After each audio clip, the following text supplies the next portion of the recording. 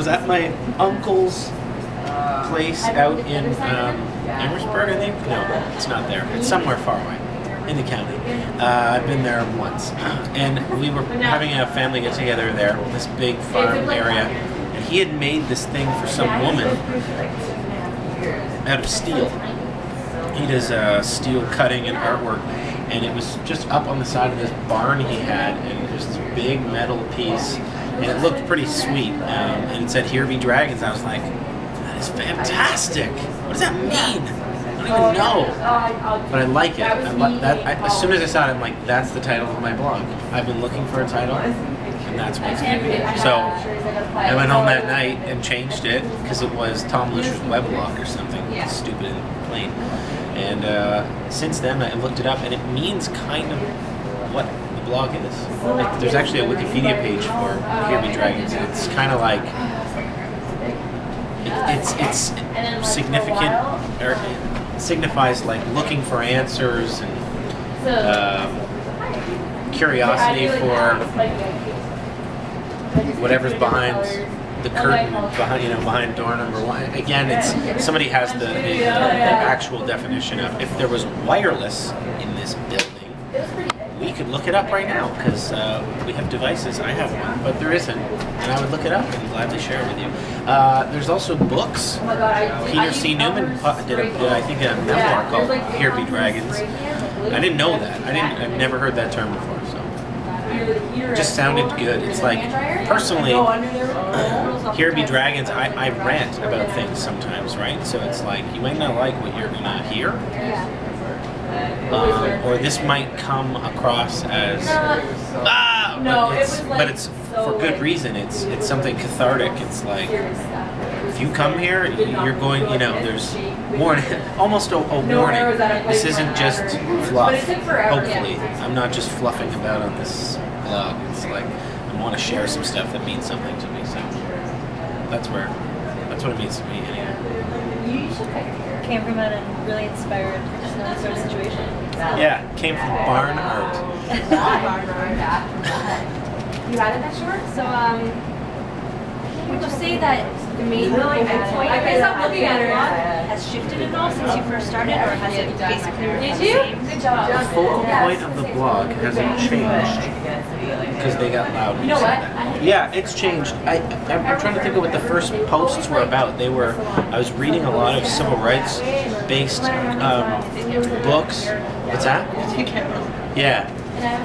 I was posting about a lot of the stuff I was getting inspired by, and so it was like almost a regurgitation. Like, I can't believe this has happened.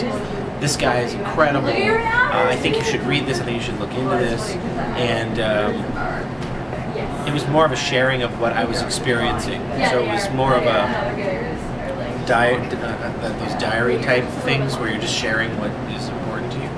So I wasn't saying like, oh, I went to work and it was really fun or really tired. No, like that's not something I'm interested in sharing, because if people want to experience that part of me, they can just come down and see that part of me. The stuff that I've been posting about the bar is stuff that is multi-tiered. It stands out from the bar community. It steps into a bigger community, and I'm like, yeah, well, this supersedes pop, so I'm gonna put it in my blog post. Sometimes, like I just wrote about how one of the ideas was, I'm so tired of hearing people say you can't do something. Someone has had a great idea about retrofitting cars in Windsor so they look interesting, and people are like, no, can't do it. And I'm like, you know what? Eat shit. Yes, you can. Well, you can't. No one's doing it. Yeah, because this is like an uninspired workforce. They like to follow rather than to lead. That's why it's not happening. It's not because it can't happen. But that mania I had from that kind of attitude over 5 years, I posted saying I'm so tired of that kind of attitude, and I deal with it every day when I go to work, full of liberal, left-leaning, inspired, creative people. I hit these roadblocks with them, And so, yeah, that forced me to blog about what I was experiencing. But again, lately it's become more of a community thing. I know almost who's reading, so it's an opportunity to share some of the things that we've never bothered to share before.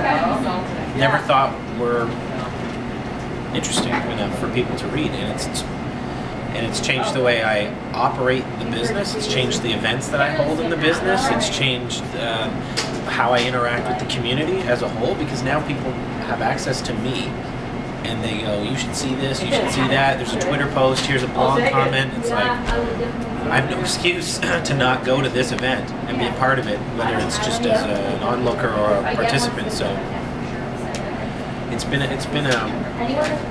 it's definitely changed since the beginning, because it went from just kind of fun general interest to community relevance, where people are getting inspiration from what is being posting other things. And it's creating this community of people who do stuff. Oh, geez, that's exciting. Because it's exciting, there's no holds barred now. It's, what the fear is for me in posting is relevance. I don't want to post something that people are like, what the heck is that?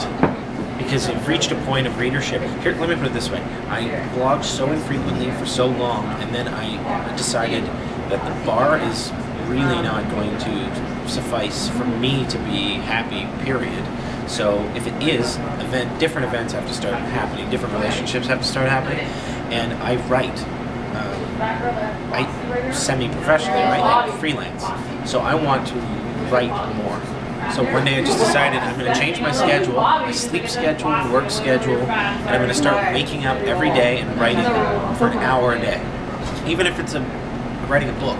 I'm going to write a chapter. I'm not writing a book. So I started waking up and writing. The blog was the obvious thing that I could write for an hour a day. So that's where the regular posting started, and then the regular readership started, because it was so sporadic. So the regular posting yielded regular readership, and having to write about something new every day. I was writing about the stuff that was inspiring me, that I was reading on other blogs and I was experiencing. So that's where a lot of the more regular posts started coming from, was this need for me to develop as a writer. It was so many things, eh? By the sounds of it, it filled a lot of needs. So like when I write something for the Windsor Star and they don't want it, I put it there. When I write something for the Windsor Star, the first draft I'm very happy with is 200 words longer than it's supposed to be. Always. I save that draft sometimes and I post it to the blog. Like, here's the whole thing. And then I put the shorter version, give it to the editors at the Star. The same goes for my radio show on CGM. We just, not in my backyard, just registered a blog the other day. We haven't posted anything.